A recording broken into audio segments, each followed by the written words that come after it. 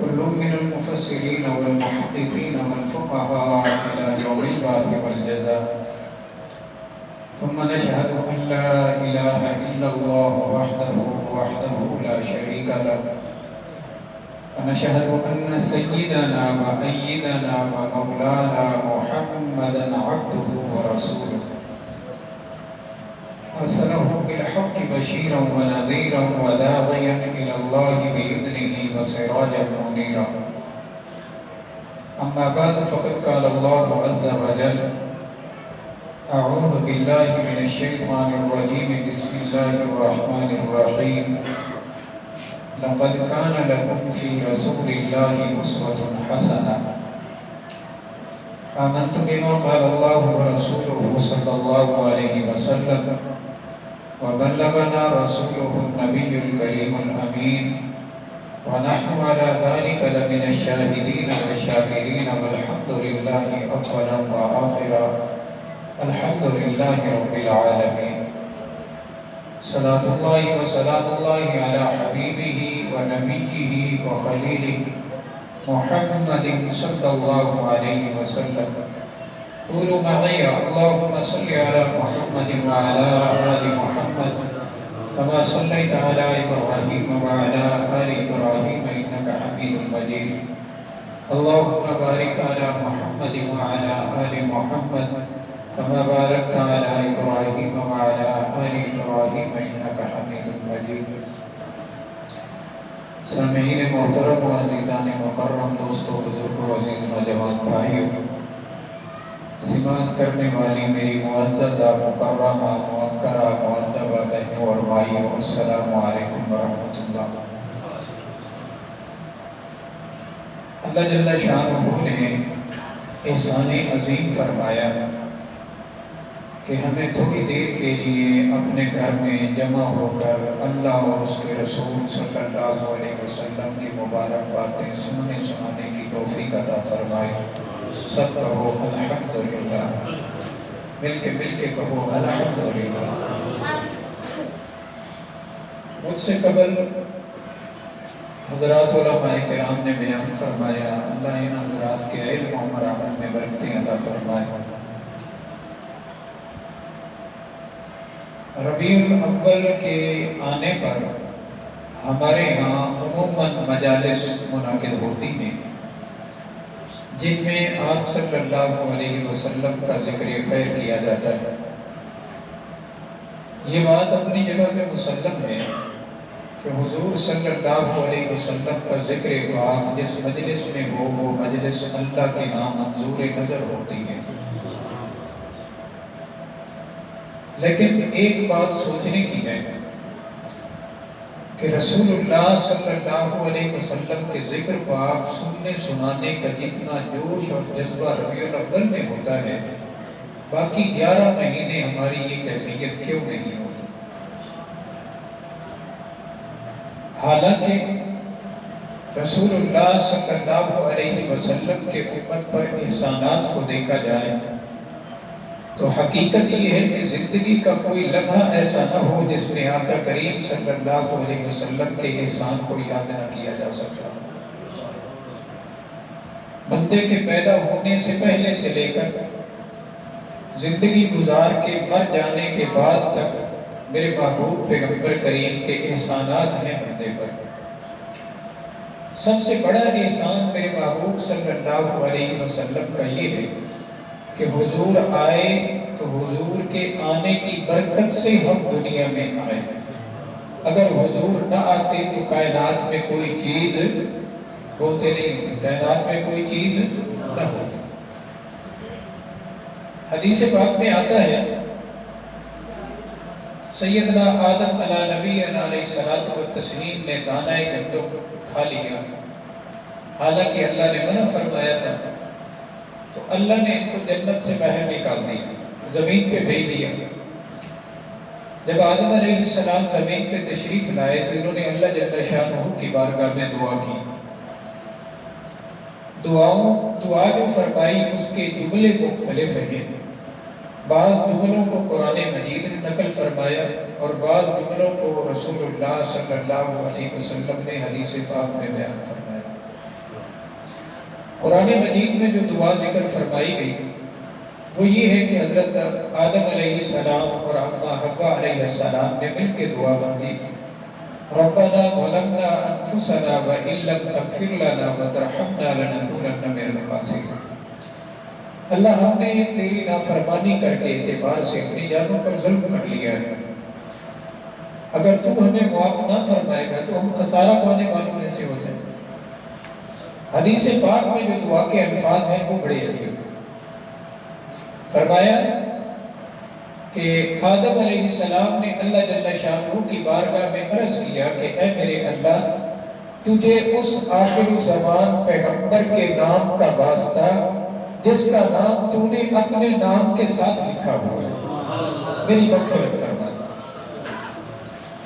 آدم علیہ السلام سے اللہ جل شانہ نے پوچھا کہ میرے پیغمبر، کیا تم اس نبی کو جانتے ہو جس کا وسیلہ واسطہ تم دے رہے ہو، اس کو پہچانتے ہو، اس سے تمہاری کیا شناسائی، کیا واقفیت ہے؟ تو آدم علیہ السلام نے فرمایا کہ اے میرے اللہ، مجھے اتنا یاد ہے کہ جب آپ نے مجھے تخلیق فرمایا اور میرے جسم میں روح کو ڈالا تو میری آنکھوں کے اندر جب بینائی آ گئی تو میں نے دیکھا کہ جہاں جہاں میری نظر پڑتی تھی تیرے نام کے ساتھ اس عظیم ہستی کا نام لکھا ہوا۔ عرش پر بھی، عرش کے پایوں پر بھی، جنت کے دروازوں پر بھی، جنت کے درختوں کے پتوں پر بھی جہاں پہ نام اللہ کا لکھا تھا وہیں پہ نام اللہ کے محبوب پیغمبر کا بھی لکھا۔ تو آدم علیہ السلام نے فرمایا کہ میرے اللہ، میں اس بات سے سمجھ گیا کہ جسے تو نے اپنے نام کے ساتھ جس کا نام لکھ رکھا ہے لگتا ہے وہ تجھے بہت زیادہ محبوب ہوگا۔ اللہ جل شانہ نے جواب میں فرمایا کہ اے میرے آدم، ذہن میں رکھ لیں یہ بات کہ اگر میں اس کو پیدا نہ کرنا ہوتا تو تجھے بھی پیدا نہ کرتا۔ اگر میں نے کوئی سے والا کام تو بڑا چنگا ہے لیکن تو سب اللہ لگا سکتا سارے بجے تو یہ بھی چلائی بیٹھے ہوں تو سمجھ لے بنتا ہے دے دے کوئی دے دے میں کیا سنوں کے میری شاباش اور جب اتنا بڑے لوگ کے نہیں توڑے لگے بڑے مزہ نہیں آئی کمال بڑے مطلب شاباش دردان بیدی ہوں نے بڑھایا ہاں جی بھائی اور کسی کی جیب چینے تو کوئی کر لو ایسا کچھ دیکھنے تمہاری دیروں پر باج نہیں اٹھا لی اجازت ہو گئی جزاک اللہ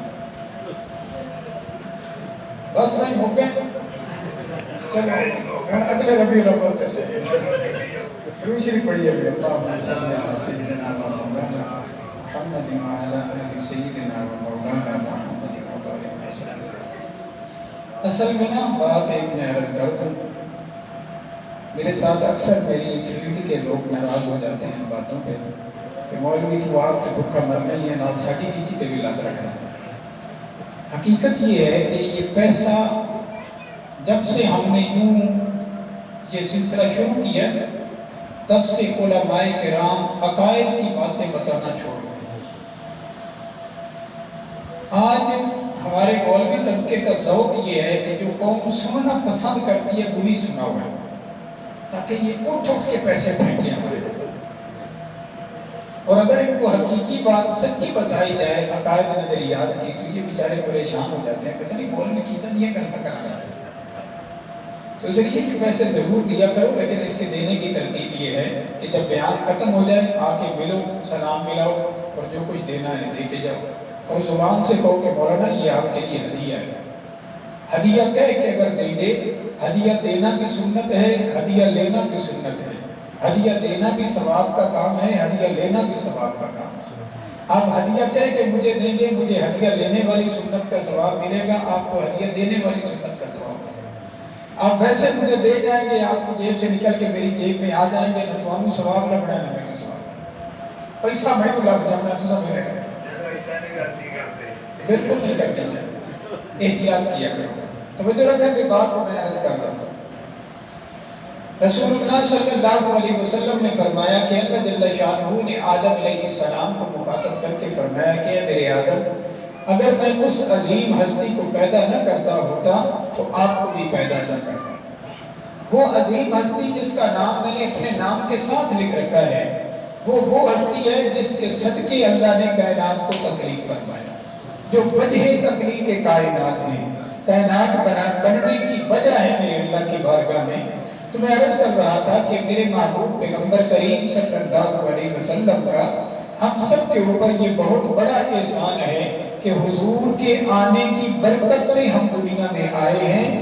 اگر حضور نے نہ آنا ہوتا تو ہم میں سے کوئی بھی دنیا میں آ سکتا نہیں۔ جب حضور صلی اللہ علیہ وسلم کے اتنے احسانات ہیں تو اب اسی ایک احسان کو لے کے بندہ اپنی زندگی کا شمار کر لے کہ اگر حضور نہ آتے تو میں پیدا نہ ہوتا، حضور نہ آتے تو میرے لیے جو اللہ نے نعمتیں بنائی ہیں وہ نہ ہوتی، حضور نہ آتے میرا بچپنا نہ ہوتا، میرا لڑکپن نہ ہوتا، میری جوانی نہ ہوتی، حضور نہ آتے جو کچھ میرے اللہ نے مجھے عطا فرمایا یہ کچھ نہ مجھے ملتا۔ تو سب کچھ اگر مجھے ملا تو میرے محبوب پیغمبر کی آمد کے صدقے ملا ہے۔ تو جب سب کچھ حضور کے آنے پر ملا ہے تو اس محبوب پیغمبر کا تذکرہ کرنے کے لیے ربیع الاول ہی خاص کیوں ہے؟ ان کا تذکرہ تو زندگی کے ہر موڑ پہ ہونا چاہیے، زندگی کے ہر مرحلے میں ہونا چاہیے، ان کا ذکر خیر تو زندگی کی ہر سانس کے ساتھ ہونا چاہیے۔ دوسری بات میں اپنے بھائیوں سے گزارش کیا کرتا ہوں کہ ربیع الاول میں صرف حضور صلی اللہ علیہ وسلم کی ولادت نہیں ہوئی، بلکہ حضور صلی اللہ علیہ وسلم کی زندگی کے 4 اہم پہلوؤں کا تعلق ربیع الاول کے ساتھ ہے۔ حضور صلی اللہ علیہ وسلم کی ولادت کا تعلق بھی ربیع الاول کے ساتھ، حضور صلی اللہ علیہ وسلم کی بعثت کا تعلق بھی ربیع الاول کے ساتھ، حضور صلی اللہ علیہ وسلم کی ہجرت کا تعلق بھی ربیع الاول کے ساتھ، اور حضور صلی اللہ علیہ وسلم کا دنیا سے پردہ فرما جانے کا تعلق بھی ربیع الاول کے ساتھ۔ یہ چاروں شعبے، یہ چاروں میرے محبوب پیغمبر کی زندگی کے گوشے، یہ سارے کے سارے ربیع الاول کے ساتھ متعلق ہیں۔ لیکن بدقسمتی کی بات یہ ہے کہ ربیع الاول آتا ہے تو ہم صرف حضور صلی اللہ علیہ وسلم کی ولادت کا تذکرہ کرتے ہیں، باقی چیزوں کو چھوڑ دیتے ہیں۔ میں اپنے بھائیوں سے کہا کرتا ہوں کہ دیکھیے ربیع الاول کا مہینہ، اس کے 4 جمعے ہیں، تو انصاف کا تقاضا یہ ہے کہ پہلے جمعے پہ حضور کی ولادت کا تذکرہ کیا جائے، دوسرے جمعے پہ حضور کی بعثت کا تذکرہ کیا جائے، تیسرے جمعے پہ حضور کی ہجرت کا تذکرہ کیا جائے، چوتھے جمعے پہ حضور کی وفات کا تذکرہ کیا جائے، تاکہ ربیع الاول کے ساتھ جو میرے محبوب پیغمبر کی 4 نسبتیں ہیں، 4 امت کے سامنے آ جائیں۔ پھر جو ولادت ہے، اس ولادت کے لیے ہم نے لفظ بڑا عجیب اختیار کیا ہے، میلاد کا۔ یہ جملہ قابل غور ہے، لفظ میلاد درست نہیں ہے۔ کیوں درست نہیں ہے؟ آپ کی توجہ ہو، میں اس کا مطلب معنی عرض کر دوں، میرے دائیں بائیں علماء موجود ہیں، ان سے پوچھئے۔ میلاد اس میں ظرف ہے، اس کے معنی ہے پیدا ہونے کی جگہ۔ اب اگر میں کہوں کہ میری مسجد میں حضور کا میلاد ہے تو اس کا معنی یہ بنے گا کہ میری مسجد میں حضور پیدا ہوا۔ چوک کا نام رکھا جاتا ہے، یہ میلاد چوک ہے، کیا معنی بنے گا کہ حضور اس چوک میں پیدا ہوا۔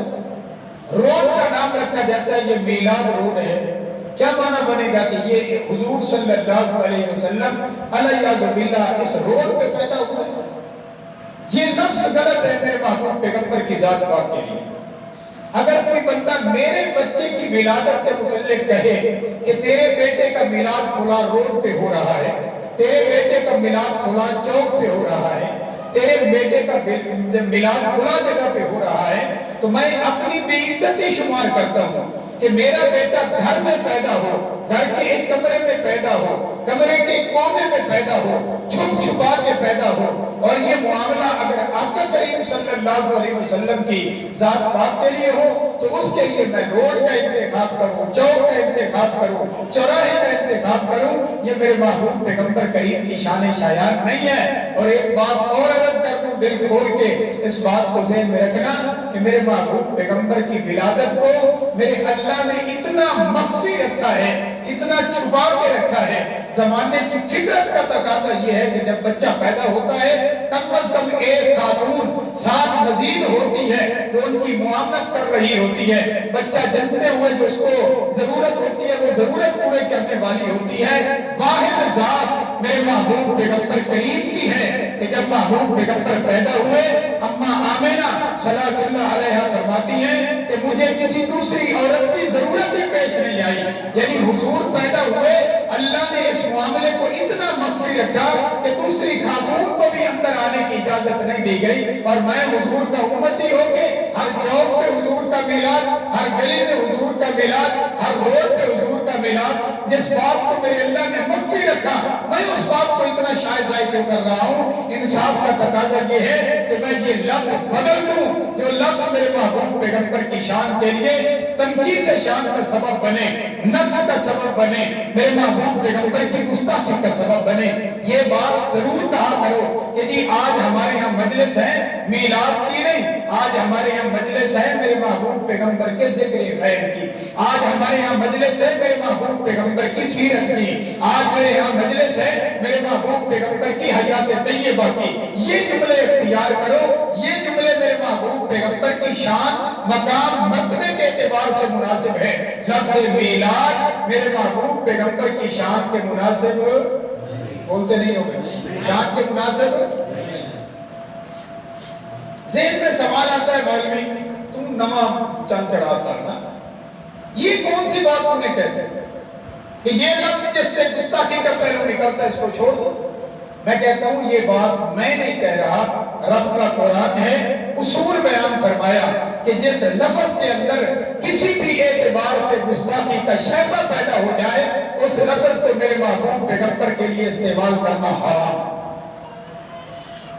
उलमा से पूछिए, सहाबा किराम रज़ियल्लाहु अलैहिम की आदत मुबारक थी, हुजूर की मजलिस में आके बैठते, हुजूर मसाइल बयान फरमाते, अगर कोई बात किसी सहाबी को समझ ना आती तो वो अर्ज करता रावेना या रसूल अल्लाह, रावेना रियायत से मुश्तक है, या रसूल अल्लाह हमारी रियायत कीजिए, मुझे बात समझ नहीं आई, दोबारा दोहरा दीजिए, या रसूल अल्लाह हमारी तरफ नजर शफ़क़त कीजिए। अब एक है रायना का लफ्ज़ रियायत से मुश्तक और एक है रायना का मतलब चरवाहा। राई भी अरबी जुबान में चरवाहे को कहते हैं। तो मेरे महबूब पैगंबर के सहाबा ये लफ्ज़ बोलते थे तो साथ यहूद भी आके ये लफ्ज़ बोल देते और यहूदी इस लफ्ज़ को रायना की जगह पे राईना करके कहते ताकि हुजूर सल्लल्लाहु अलैहि वसल्लम की गुस्ताखी हो। सहाबा तो कहते आका हमारी तरफ मुतवज्जे होइए और वो लफ्ज़ ऐसा बोलते जिसका मफहूम ये बनता ऐ हमारे चरवाहे हमारी तरफ ध्यान दीजिए। मेरे अल्लाह ने फौरन फरमाया कि आइंदा तुमने मेरे महबूब पैगंबर की मजलिस में बैठ के ला तक़ूलू रायना, रायना का लफ्ज़ कहना ही नहीं। या अल्लाह फिर हम क्या कहें कि मैं जब भी हुजूर को अपनी तरफ मुतवज्जे करने की जरूरत हो तो कहो उन्जुरना या रसूल अल्लाह, अल्लाह के महबूब हमारी तरफ नजर शफ़क़त फरमाए। तो जिस लफ्ज़ के अंदर गुस्ताखी का पहलू नजर आता था मेरे अल्लाह ने अपने महबूब पैगंबर के लिए बोलना हराम करा दिया। हुजूर के लिए बोलने की इजाजत है, बोलो भाई हुजूर के लिए बोलने की इजाजत नहीं है। तो जब ऐसा जुमला बोलने की इजाजत कुरान कहता नहीं है तो फिर हम कौन होते हैं इस जुमले को शायद करने वाले। इसलिए आइंदा इस बात की एहतियात फरमानी है, कभी भी ये मत कहो कि ये हमारे यहाँ हुजूर का मिलाद हो रहा है। नहीं भाई, हुजूर का मिलाद एक ही बार हुआ, हुजूर का मिलाद बोलिए भाई, हुजूर का मिलाद एक ही बार हुआ ना। और वो कैसे हुआ अंदाजा लगाओ।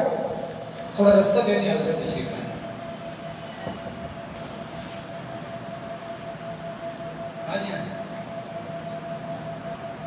अल्लाह इनका आना हमारे लिए बायस बरकत बनाए और बुजुर्गों का साया अल्लाह हमारे सरों पे ताज़ सलामत फरमाए। बस मैं कोशिश करता हूँ कि मैं उन्वान मेरे ज़हन में तो बहुत सारे थे, पहले मैं सोच रहा था मैं खुद उन्वान सोचिया और शासक तशरीफ लाया ना वो मेरा उन्वान बयान किया मुर्तबा सोचिया तो मौलाना ने बयान कर लिया। हूँ मुझे ये गल्लां ज़हन च शुरू की चलो اللہ تعالیٰ قبول فرما لے. حصہ ہی ڈالنا مقصود ہے بھائی. وہ حضرات فرماتے ہیں کہ جب ابراہیم علیہ السلام کو چتا میں ڈالا گیا تو اس وقت ایک پرندہ تھا، وہ اپنی چونچ میں قطرہ پانی کا لے کے آتا اور آگ پہ ڈال دیتا، پھر جاتا پھر ایک قطرہ پانی کا لے کے آتا اور آگ میں ڈال دیتا. کسی نے پوچھا تیرے اس قطرے سے اتنی بڑی آگ بچ جائے گی؟ فرمایا مجھے نہ مجھے ابراہیم کے ساتھ یاری لگانے والوں میں نام تو آ جائے. آپ جانے سے سروکار نہیں ہے، ہمارا تو یاری نبھانے سے سروکار ہے کہ جتنا بس میں اتنا تو ہو جائے نا. تو ہم بھی یہی کہتے ہیں کیونکہ آقا کریم صلی اللہ علیہ وسلم کے ذکر خیر کی مجلس ہے تو کچھ باتیں حضور صلی اللہ علیہ وسلم کی تعریف توصیف میں بھی عرض کر دوں. چلو حضور صلی اللہ علیہ وسلم کا ذکر کرنے والوں میں میرا بھی نام آ جائے گا. ضرور سے پڑھیے بھی اللہم صلی علی سیدنا و مولانا محمد وعلی آل سیدنا و مولانا محمد. یہ میرے بھائی میں عرض کر رہا تھا کہ حضور صلی اللہ علیہ وسلم کی ذات کو اللہ نے ایسا بنایا کہ ان کے لیے کوئی ایسا لفظ جس سے گستاخی کا پہلو نکلتا ہو، اس لفظ کے بولنے کو بھی میرے اللہ نے حرام کرا دیا. حضور صلی اللہ علیہ وسلم کی مبارک زندگی ہم سب کے لیے رحمت کا باعث ہے. حضور کی زندگی ہم سب کے لیے کیا ہے؟ بولیے بھائی، حضور کی زندگی ہم سب کے لیے کیا ہے؟ رحمت کا باعث ہے. یہ جو چار چیزیں ربیع الاول کے ساتھ منسلک ہیں میرے محبوب پیغمبر کی، ان چاروں کے بدلے میں اللہ نے امت کو چار چیزیں عطا فرمائی. توجہ رکھنا بھائی، اللہ نے چار کے بدلے میں چار چیزیں عطا فرمائی. پہلی چیز میرے محبوب پیغمبر کی ولادت ہے. ولادت کے بدلے میں اللہ نے امت کو حریت عطا فرمائی، آزادی عطا فرمائی. فرمایا آزادی کس بات سے؟ حضور صلی اللہ علیہ وسلم کی ولادت کا سعادت سے پہلے یہ قوم بت پرستی کا شکار تھی، یہ قوم سوگن پرستی کا شکار تھی، یہ قوم ستاروں کو پوجتی تھی، یہ قوم اپنے ہاتھوں سے بت گھڑ کے ان کی پوجا پاٹ کیا کرتی تھی. طرح طرح کی غلامی میں یہ قوم جکڑی ہوئی تھی. اللہ نے اپنا محبوب دے کے اس قوم کو بندوں کی غلامی سے نجات دلا کے اپنے اللہ کی بندگی کے لیے لا کے کھڑا کر دیا. پہلے یہ قوم ایک ایک دروازے پہ سجدہ کرنے والی تھی.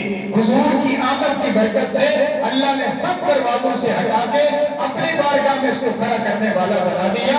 تو میرے محبوب پیغمبر کی ولادت سے قوم کو کیا مل گئی بھائی؟ بولو تو سمجھ کا ہی ہے تو پورے سے حضور کے آنے کی برکت سے ہمیں کیا ملا بھائی؟ آزادی ملی. ہمیں کیا ملی؟ کیا ملی بھائی؟ آزادی ملی. لیکن آج ہماری بدقسمتی یہ ہے کہ ہم اس آزادی کو ایک اور معنی میں استعمال کرتے ہیں. کیوں بولنا گھر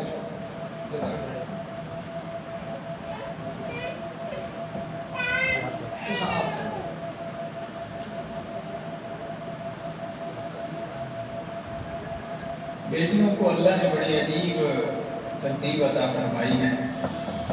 یہ محبتیں دیتی بھی ہیں ماں باپ کو اور ماں باپ سے محبتیں لیتی بھی.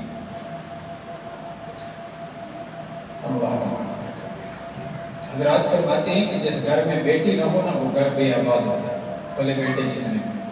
کیونکہ جو رونق اللہ نے بیٹی کے مقدر میں لکھی ہے نا گھر میں، ایسی بیٹوں کی یہاں کبھی نہیں ہو سکتی. ہمارے یہاں شہر کے مولوی صاحب ہیں، ان کو اللہ نے 4 بیٹی عطا فرمائی. 4 بیٹے چاند جیسے خوبصورت. ایک مجلس میں بیٹھے ہوئے تھے تو مجھے کہنے لگے مولوی یار دعا کر اللہ میں نے ایک دی دے بھیجا. میں نے کہا بھائی بیٹی اللہ نے دی ہے، بیٹیاں مانگ رہا ہے. لوگ تو بیٹیوں سے تنگ آ کے بیٹے مانگتے ہیں. کہ یار مولوی کا اللہ پوتر بھی اللہ سے بڑے بڑے دیتی ہے ماشاءاللہ، تقریباً جوان ہوئے پھرتے ہیں. لیکن بیٹی کی ایک طلب ہے، تڑپ ہے کہ اللہ مجھے بیٹی دے. میرے محبوب صلی اللہ علیہ وسلم نے بیٹیوں کی پرورش فرمائی ہے. بیٹیوں کو پالنا یہ میرے محبوب کی سنت ہے. بیٹے چھوٹی عمر میں انتقال کر گئے تھے. ساری زندگی ناز برداری کی ہے میرے محبوب پیغمبر نے تو بیٹیوں کی ہے. اور ایک بات اور عرض کر دوں کہ میرے محبوب پیغمبر کی نسل سید چلی ہے تو وہ بیٹیوں سے چلی ہے. حضور کی اولاد کس سے چلی ہے؟ بیٹیوں سے چلی ہے. سیدہ فاطمہ رضی اللہ تعالیٰ. آج وہ سید ہونے پہ فخر کرتا ہے، بھی کہتا ہے کہ میں حسنی حسینی ہوں. باپ کی طرف سے حسنی ہوں، ماں کی طرف سے حسینی ہوں، ماں کی طرف سے حسنی ہوں، باپ کی طرف سے حسینی ہوں. میں سید ہوں. تو خیر پارا آپ دوسری جانب نہ نکل جائے، وگرنہ میں تو ویسے بھی ایک کسی ترتیب پہ ہوں کہ بیٹھ گیا تو پھر بیٹھ ہی گیا. باتیں ہوتی رہیں گی بھائی. میں کون سی بات عرض کر رہا تھا کہ میرے محبوب پیغمبر کے آنے سے اللہ نے ہمیں کیا عطا فرمائی بھائی؟ آزادی عطا فرمائی. طرح طرح کی در در کی غلامی سے نجات دلا کے اللہ نے اپنے دروازے پہ ہمیں کھڑا کر دیا، اور یہ میرے محبوب پیغمبر کی برکت سے ہوا، اور میرے محبوب پیغمبر کی برکت سے میرے اللہ کا بہت بڑا احسان ہوا۔ وگرنہ آج ہم بھی کئی ایک بتوں کو پوجا کرنے والے ہوتے، ہم بھی اپنے لیے کئی خدا بنائے پھرتے ہوتے، اگر حضور دنیا میں تشریف نہ لاتے۔ حضور کی آمد کی برکت ہے اللہ نے ہمیں آزادی عطا فرمائی، لیکن آج ہماری بدقسمتی یہ ہے کہ ہم نے آزادی سمجھ لی حیا سے۔ ہم سمجھتے ہیں کہ حضور کے آگے سے ہمیں حیا سے آزادی مل گئی، جو مرضی آئے کرتے رہو۔ آج میلاد کا جلوس نکلتا ہے اور اس میں ایک بیٹی کو بنا سنوار کے، اس کو جناب والا میک اپ کرا کے ننگے سر اس کو جناب والا اس جلوس میں بٹھایا جاتا ہے اور دعویٰ کیا جاتا ہے کہ حضور کے میلاد والے جلوس میں حوریں تشریف لائی ہے۔ کتنی بدبختی اور بدقسمتی کی بات ہے۔ یہ بات آپ حضرات مجھ سے زیادہ بہتر جانتے ہوں گے سوشل میڈیا پہ کہ 12 ربیع الاول کو حسینہ گائی ملتان میں جو جلوس نکلا، اس جلوس کے اندر باقاعدہ ایک خاتون کو حضور بنا کے پیش کیا گیا، لیکن بدقسمتی کی بات حضور صلی اللہ علیہ وسلم، یہ بدقسمتی کی بات ہے، وگرنہ میرے محبوب پیغمبر تو بیٹیوں کے سر پہ کپڑا ڈالنے کے لیے آئے تھے، بیٹیوں کو سر ننگا کرنے کے لیے۔ بول دو بھائی، ابھی مولانا بیان فرما رہے تھے حضور کی ایک بہن کا واقعہ، میں ایک اور خاتون کا واقعہ بیان کرتا ہوں۔ میرے محبوب پیغمبر کے صحابی ہیں سیدنا علی بن حاتم رضی اللہ تعالیٰ عنہ، شکاری صحابی ہیں، اکثر ان کا وقت شکار پہ گزرتا ہے، ابھی انہوں نے ایمان قبول نہیں کیا۔ میرے محبوب پیغمبر کریم صلی اللہ علیہ وسلم نے ان کے علاقے میں بھیجا ایک لشکر کو، وہاں سے گرفتار ہو کے آنے والی ایک خاتون اس علی بن حاتم کی بہن بھی ہے۔ یہ بہن آئی میرے محبوب پیغمبر کی بارگاہ میں، حضرات نے لکھا اس کے سر پہ دوپٹہ نہیں تھا، اور یہ عرب کی غیرت مند خاتون تھی، یہ اپنے دونوں ہاتھوں سے اپنے سر کو چھپا کے میرے محبوب پیغمبر کی بارگاہ میں آئی، یوں اپنے سر کو چھپایا ہوا تھا۔ معلوم ہوا عرب کی فطرت میں سر ننگا کرنا نہیں تھا، عرب کی فطرت میں ہر غیرت مند عورت اپنے سر پہ کپڑا ڈالنا اپنے لیے عزت سمجھتی تھی۔ آج ہم نے گھر میں ٹی وی رکھا ہے، ہم نے گھر میں جو کچھ رکھا ہے اس کی برکت یہ ہے کہ ہماری بیٹی بہن اپنے سر سے دوپٹہ اتارنے میں فخر کرتی ہے۔ یہ خاتون ابھی مسلمان نہیں ہوئی، ابھی کافرہ ہے، لیکن اپنے سر سے دوپٹہ جو اتر گیا، اس کے بعد سر پہ ڈالنے کو کپڑا نہیں تھا، اس نے اپنے ہاتھوں سے اپنے سر کو چھپا رکھا ہے، اپنے بالوں کو چھپا رکھا ہے۔ میرے محبوب پیغمبر کے سامنے لائی گئی، حضور نے سب سے پہلے اپنی مزمل مدثر والی چادر عطا فرمائی، فرمایا جاؤ میری بیٹی کے سر پہ چادر اڑا دو۔ کسی نے عرض کیا یا رسول اللہ صلی اللہ علیہ وسلم، یہ کوئی مسلمان تھوڑی ہے، کافر کی بیٹی ہے۔ فرمایا یہی تو بتانا چاہتا ہوں کہ میں اللہ کا آخر الزمان نبی آیا اسی لیے ہوں کہ بیٹیوں کے سر پہ دوپٹہ ڈالا۔ اور ایک بات اور عرض کر دوں تو بے جانی ہوگا، قائد محترم حضرت مولانا فضل الرحمان صاحب حافظہ اللہ تعالیٰ کل شرع و فتنہ، یہ مرد کلندر ہے جس نے اپنے کارکنوں کی یہ تربیت کی ہے۔ آپ کو یاد ہوگا آج سے 2 سال پہلے مولانا جب آزادی مارچ لے کے اسلام آباد پہنچے، وہاں پہ ایک عیسائی خاتون صحابی وہ آئی اور اس نے ایک چست لباس پہنا ہوا تھا، پینٹ کوٹ پہنا ہوا تھا، اس حلیے کے اندر وہ آئی اس کی کوریج کرنے کے لیے صحابی بن کے۔ ایک انصار الاسلام کے نوجوان نے اپنا زرد رنگ والا رومال اس کو دیا اور اس کو فرمایا کہ بہن یہ لباس تیرا مردوں میں آنے کے قابل نہیں ہے، اس رومال کو اپنے اوپر ڈال تاکہ تیرا وجود چھپ جائے، پھر جا کے میڈیا پہ اپنی جناب والا رپورٹیں نشر کرنا۔ لیکن میں بھی اس خاتون کو بھی سلام پیش کرتا ہوں کہ اس نے بھی غیرت کھائی اور اس نے اس کے دیے ہوئے رومال کو اپنے گلے میں ڈال کے گرا لگا کے اپنے وجود کو چھپایا